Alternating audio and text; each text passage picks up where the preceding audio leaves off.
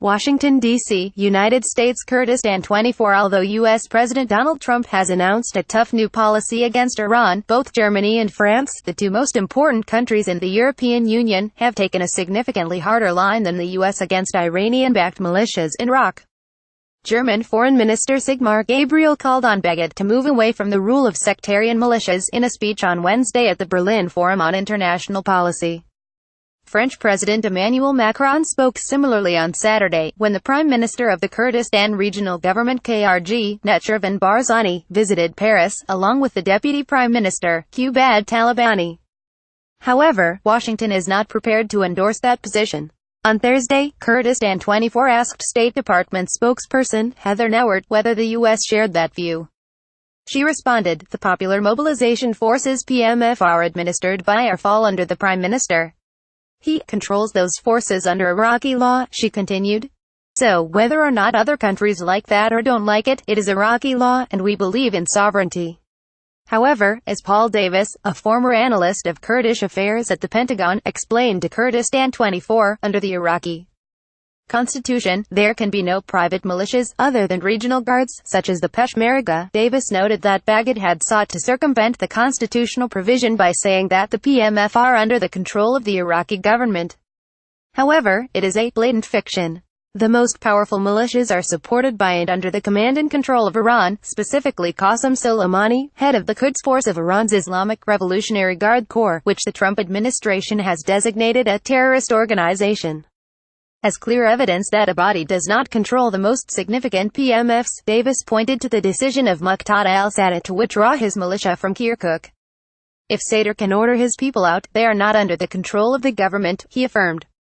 Sadr is independent of Iran, but the same cannot be said for other PMF elements, such as Kataib Hezbollah, which the U.S. long ago designated a foreign terrorist organization, or Saybal al-Haq and Harakat Hezbollah al-Nuhaba.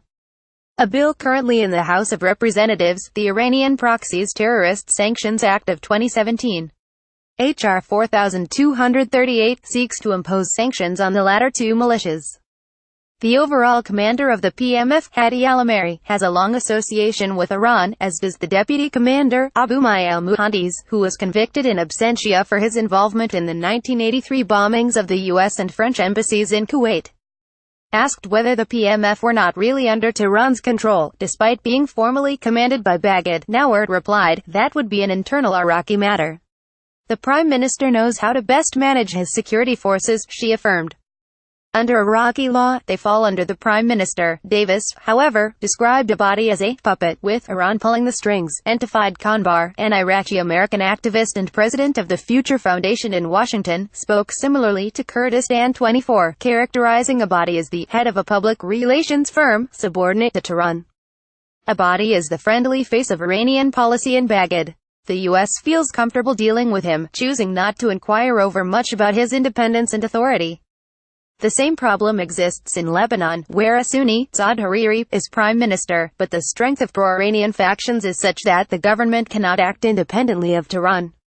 Tony Bodran, an expert on Lebanon and a research fellow at the Foundation for the Defense of Democracies, calls the U.S. attitude poetry, denial of an unpalatable reality.